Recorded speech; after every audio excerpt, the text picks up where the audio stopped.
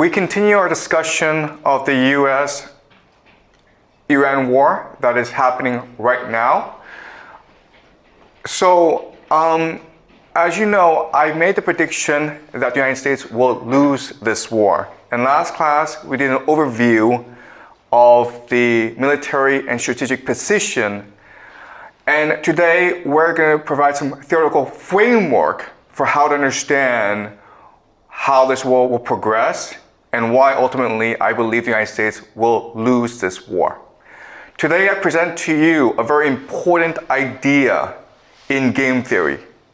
And once you understand this idea, then you understand why things will turn out the way they do. Okay, it's called a law of asymmetry.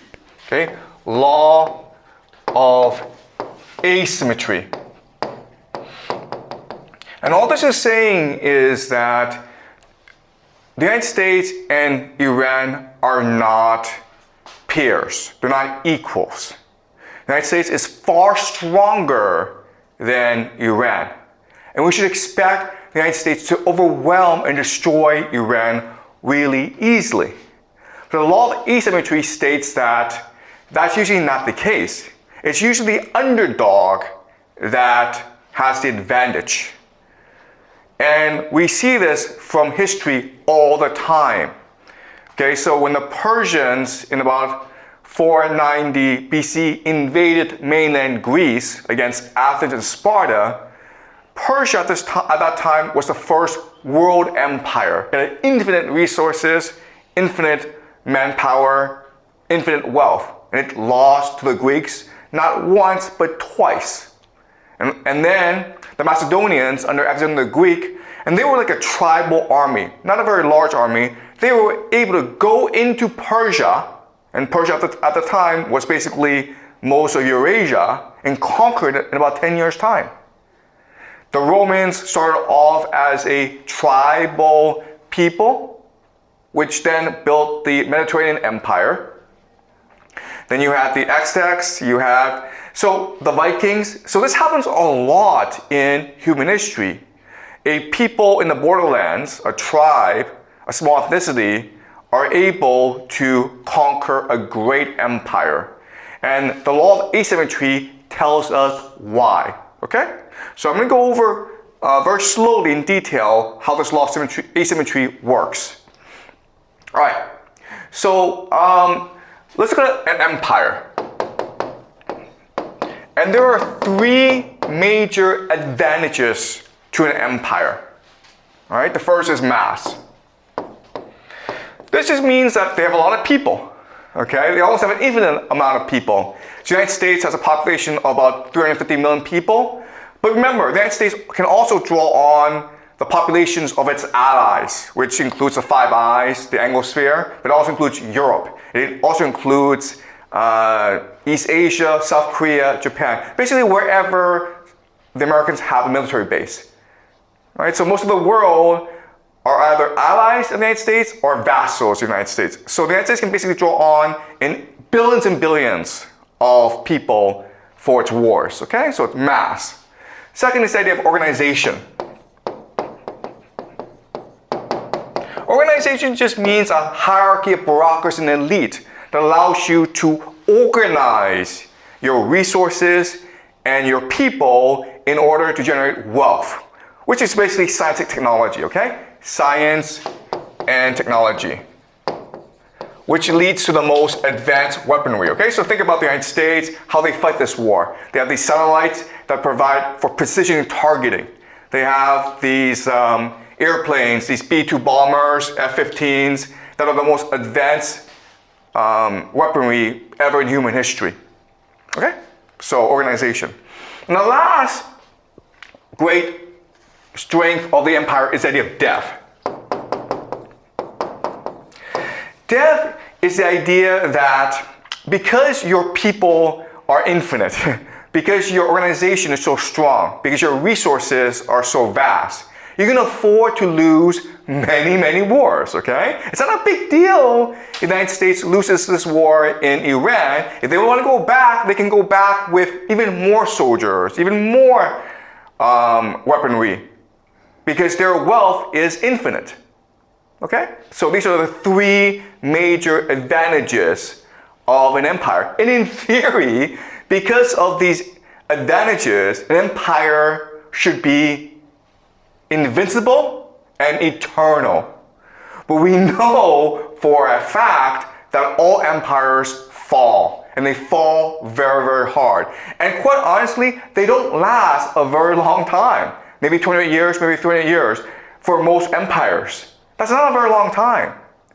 So we need to better understand what's going on, okay? Why is it that an empire with these vast resources, they all fall in 20 years, 300 years, okay? All right, so what we need to understand is that all these advantages are ultimately disadvantages in the long term, all right? So let me explain what I mean. Mass, you have a lot of people, okay? When you have a lot of people, you create a lot of inequality. Why? Because there's competition for resources. There's too many people, okay? And this often leads to debt and slavery. And as a result, your people become complacent, lazy, indifferent. They're competing against each other. They really don't like the government, okay? So they're not really that motivated to do anything, to work or to fight wars, but especially to fight wars. So this mass looks like an advantage in the beginning, but over time it becomes a disadvantage, right? Organization means an elite. The problem with this is that over time the elite become parasites. Why? Because the way they make their money is through rent seeking. Rent seeking just means that you have power and you seek to monetize your power by exploiting the mass. All right? So basically landlords are a classic type of rent seeking elite.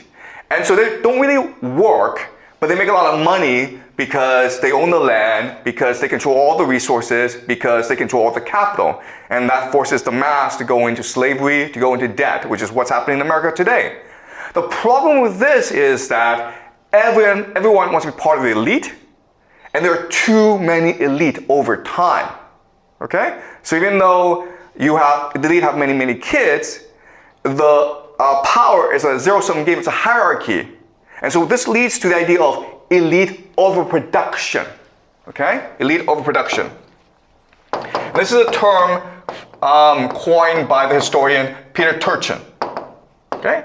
And his theory is that you have turmoil, you have wars, for example, the French Revolution, for example, the fall of the Roman Republic, because there's too many elite and they start wars to accumulate power for themselves, okay? So this organization, this elite, leads to basically factionalism or infighting. And that's what's happening in America today, where the Democrats and the Republicans, they hate each other, they refuse to get along. It leads to political polarization, okay? So another saying this is that an empire over time becomes insular. They don't care about what happens outside the world. All they care about is what happens in Washington, D.C., and as a result, they make a lot of stupid mistakes, okay? All right, now the last thing is death. Okay, the problem with death is that if there are no consequences to your actions, you become arrogant, you become lazy, and you become incompetent, okay? Because you don't care. It doesn't really matter. And this leads to the idea of hubris. Okay? Hubris is just blindness to your own arrogance, a violent arrogance that makes you make silly mistakes, but you don't recognize your mistakes and you keep on repeating the same mistakes over and over again. Right? So, yes, it seems like the empire is invincible, but if you actually think about it, the empire, its advantages becomes over time its disadvantages, which will lead ultimately to its downfall. Okay? So the mass leads to inequality, the organization leads to overproduction, which leads to factionalism, and death leads to hubris. That's why an empire must fall over time. But an empire cannot fall by itself. It needs an enemy that forces it to collapse. Okay? And so what happens is that an enemy will emerge that will overwhelm the empire because it is able to take advantage of the weaknesses of the empire. Right? And so, what are the weaknesses of this empire? Well, the first major weakness of this empire is that the people aren't really motivated. So if you as people are really motivated, you have a huge advantage, okay? We call this energy. Right? Now, as an empire, you become insular. You refuse to admit your mistakes. You refuse to learn from others. Well, if you are willing to admit your mistakes, if you're willing to learn, if you're willing to promote the best and brightest, if you're willing to be meritocratic, you have a huge advantage, okay? And so this idea of openness. Now, last idea is this. An empire, it's fractured. So if you're able to maintain cohesion, if people are able to remain united, if they're able to have a common purpose, they'll be strong, okay? So if an enemy of the empire emerges with these three qualities, energy, openness, and cohesion, this enemy will defeat the empire. Okay, does that make sense? Okay, so what I want you to focus on as you follow the news in this war between the United States and Iran is ask yourself a question. Will Iran become an energetic, open, and cohesive society?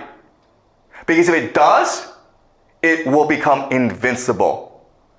The empire won't change because of hubris. It's too static, it's too stagnant, it's too bureaucratic. So the empire won't change. The empire will not admit its own mistakes. And quite honestly, Iran, because it's still a country of 92 million people, it still suffers from issues of mass organization and death. And so if it's able to transform itself into an energetic, open, and cohesive society, then it will triumph over America. That is the fundamental question in this war, okay? Don't worry about America, its technology. Don't worry about the economy. Don't worry about these things, okay? Just ask yourself one question. Is Iran transforming as a society? Are people becoming much more motivated? Are people in Iran learning from their mistakes and innovating and becoming resilient on the battlefield? Are the Iranians sticking together as a people? Okay? Because if the answer is yes to all three questions, then Iran will win and America will lose.